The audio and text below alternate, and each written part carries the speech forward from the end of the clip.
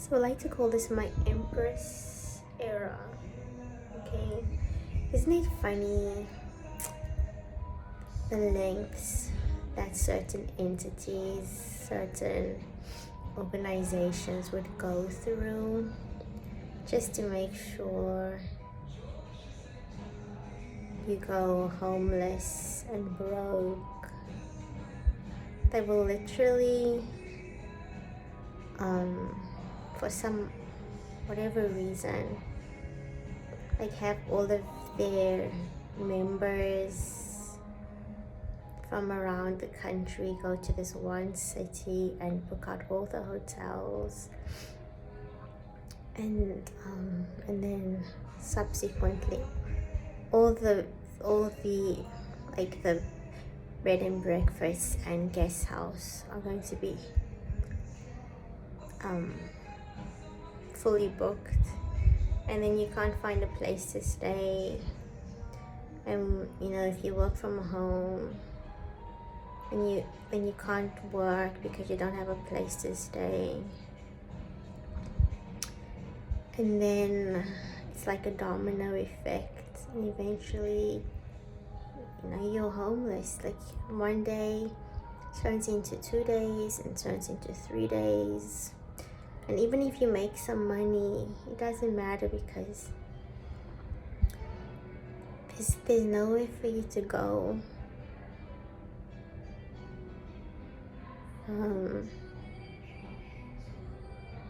Like that's like the lengths people will go through when they really hate you, or when at least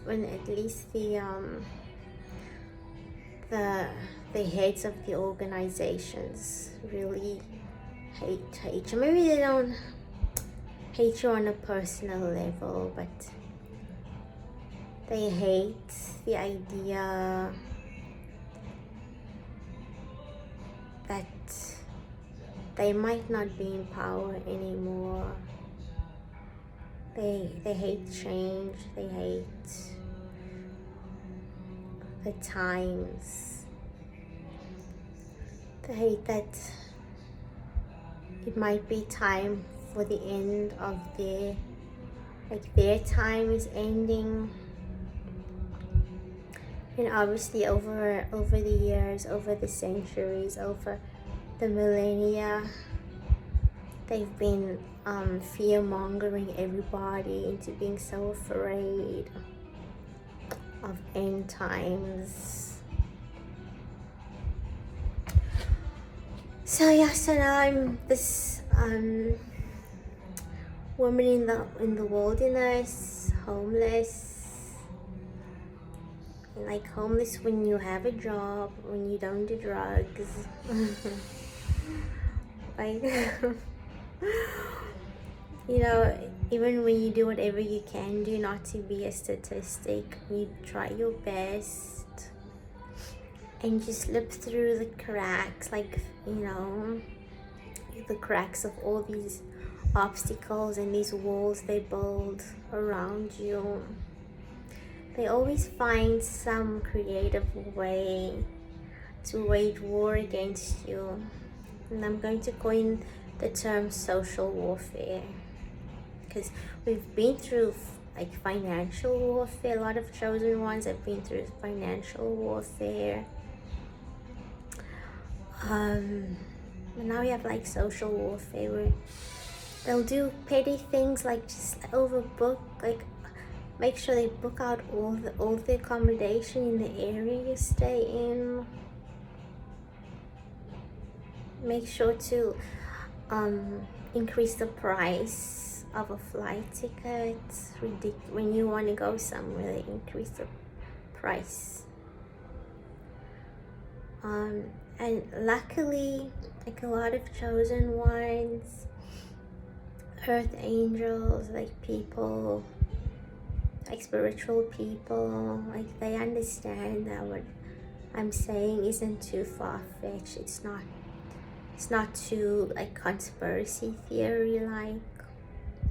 But anyway, here we are.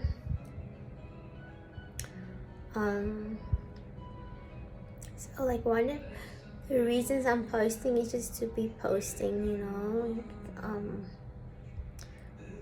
So one video of mine, I don't know who did it, but someone like made my video age restricted. Then I appealed, it was granted, but it like it made my views like plummet. And you know, some, especially when you're homeless, you don't always have time or energy to create content. But this is also an outlet for me to express myself. Obviously, they try not to get me out there. They try to block my views, prevent me from getting views, because they want me to live in this delusion that I'm alone somehow. Like I'm alone in my situation, I'm alone in my problems, or that no one hears me, that no one cares about me or what I have to say or what I think. But anyway, so this is like an outlet for me to express myself. So today I went to the lawn on the beach to rest.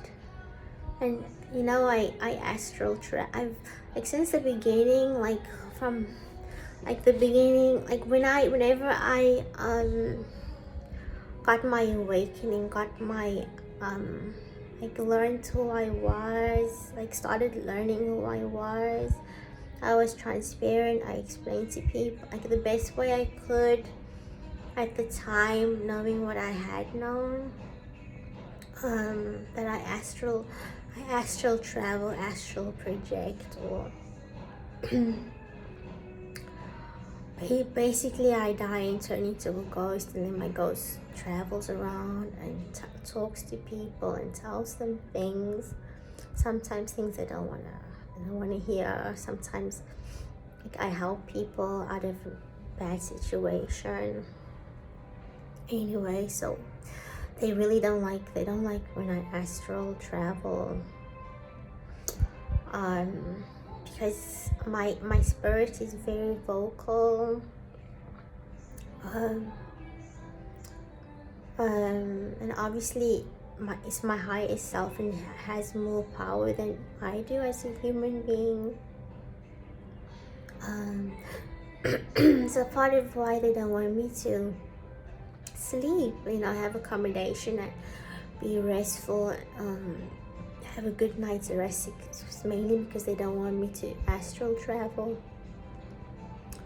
So when I was trying to sleep on the lawn by the beach, I heard shots, but I fell asleep in spite of the shots, because I know like nothing can hurt me, you know. I know that the elements protect me against the enemies. So yeah, that happened. Like I'm not like anyone would be afraid. Like I used to, you can even go like down like on my past videos how I used to complain about like shootings that happened in my street or whatever. I used to always get upset about these things, but while they were shooting at me, I didn't care, because I know like the elements, you know, they protect me. Okay, but I feel like, you know, what happened to me today, it's like bigger than the fact that I don't have a place to sleep, I don't have a place to take a shower, I don't have my clothes with me because they're in storage, and I don't want to have to walk around with my suitcases. So and that's what made me wanna but also I don't know, like I used like the idea, you know, of maybe being outside when someone tries to shoot me used to scare me. There was a time when I went out to a club before I left Johannesburg. There was a shooting. I was scared. Cause you know, you get scared when you don't have faith that you're going to be okay. When you don't have faith in yourself. When you don't have faith in God. But you know, like Jesus said, if you have faith of a mustard seed, you don't need to have a lot of faith. You just need to have a little bit of faith. And obviously, every time someone does something bad to you and you survive, it strengthens your faith, you know, and to the point where you just know you're gonna be okay. So I fell asleep anyway because I knew I was safe. I knew that those bullets were just, I don't know, they weren't gonna touch me. Maybe we're gonna turn into nothing or whatever. So anyway, like now I feel like they're like checkmate against me is the fact that I have to walk around in the same clothes, and I've practically embarrassed myself to everybody. Everyone like looks at me like, you're still wearing the same clothes. No, people ask me like, where do you stay or whatever, but no one is actually concerned. No one actually says, hey, you need a place to stay, can I help you get a rental? You know, like a lot of people, they're just curious. And sometimes when you go through a hard time, like people just want to be curious and they want to treat your life like a soap opera. They don't actually care about you. They just see the entertainment value of whatever struggles you're going through. Okay, but I've accepted it. I think there comes a point in your life when you've gone through things and you haven't had people to be there for you, and then you just know that only God is there for you, and only you are there for you, only your higher self is there for you. Maybe people that have the means to help you can't help you. That don't want to help you, and then the people that do have the means, people that want to help you don't have the means, and the people that have the means don't want to help you. You know, so eventually you kind of accept that you have to like rely on miracles. You know, like yesterday I got a miracle. I manifested. I got some money. Obviously the money was kind of useless to me because it couldn't give me what I really wanted, like a place to sleep. But at least it's nice to know you have some money and you can eat something. And when it gets really cold, at dawn you can get a nice warm cup of coffee to keep you warm. And just the idea that you're not completely broke on the street is comforting. Anyway, but after the Empress to me is the woman in the wilderness, and after the Empress comes the Emperor, like someone powerful, someone that's really in their power. So you just heard in the background, I'm at a casino. So casino might seem strange. I feel like it's been part of my spiritual journey to I don't know, end up at a casino and like playing at the casino, because I just realized the casino is one of those places where people that have faith, they go to a casino, you know, and they go to try their luck. Most people at the casino have like superstition, they believe in something, and it's this one place where people of many different religious and spiritual backgrounds, they gather. And you know, they're obviously constantly praying, constantly hoping, constantly manifesting, while they're playing the slots, while they playing at the tables.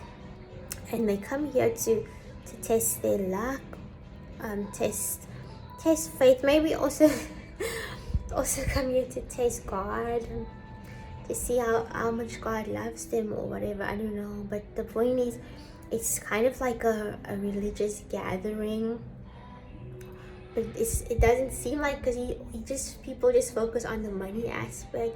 Also, a lot of the slot machines have a lot of occultic symbolisms and stuff like that.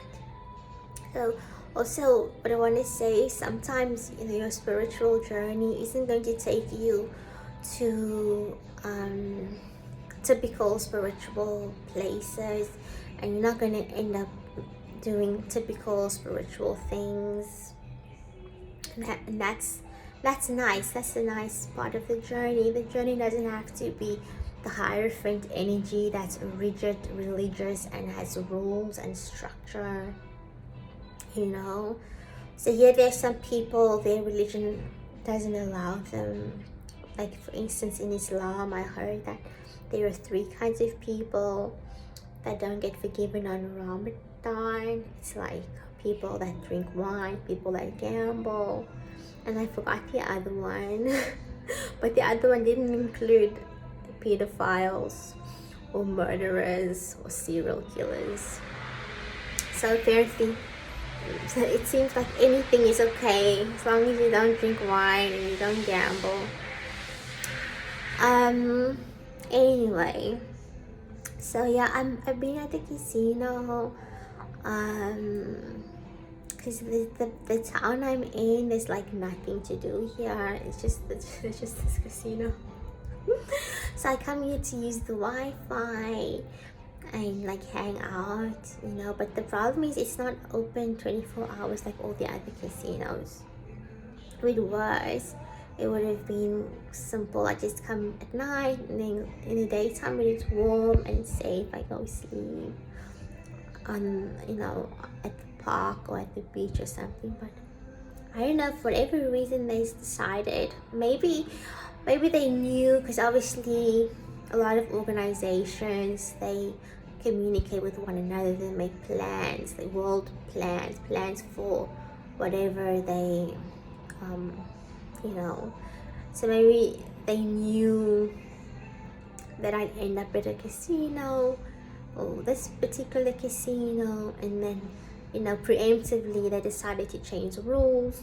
And so like Sunday, Monday, Tuesday, Wednesday, they close at 2 a.m. and then they open at 8 a.m. So that's like 4 days in the week. If I don't have accommodation, that I have to like chill outside in the cold in the winter. But anyway, what doesn't kill you makes you stronger, you know. And I didn't really have faith. The reason I have faith is because I've seen, you know. And I feel like when you have faith because you've seen and you've witnessed how great God is, that's more powerful than just having blind faith. Blind faith is nice, but it's even better when you have your own testimony. At least, even if no one knows your testimony, as long as you know your own testimony, and that gives you hope. So anyway, you guys, that's gonna be the end of the video. It's gonna be a very long video. I'm gonna have to try to upload it for you guys. I don't have my tarot cards with me. My tarot cards are in storage, and the place I'm at, it's like a small city, and there's not like a lot of options. I didn't go to they do have like a mainstream bookstore here. I didn't go inside that bookstore. I might try maybe tomorrow.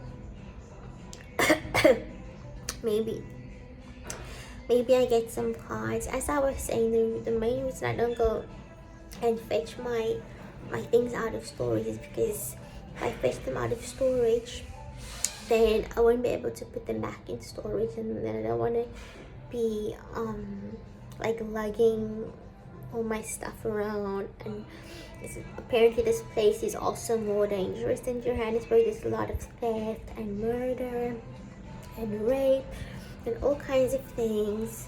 So anyway, you guys, please subscribe to my channel, like this video, watch my other videos, and keep up the faith. And if you feel like you're being tested, it's not God test. God doesn't, I don't think God would test you. It's the devil. The devil tests us, you know, demonic people. They're actually testing how strong they are against you. And I mean, if at first they don't succeed, well, they try again, you know. So I'll see you guys.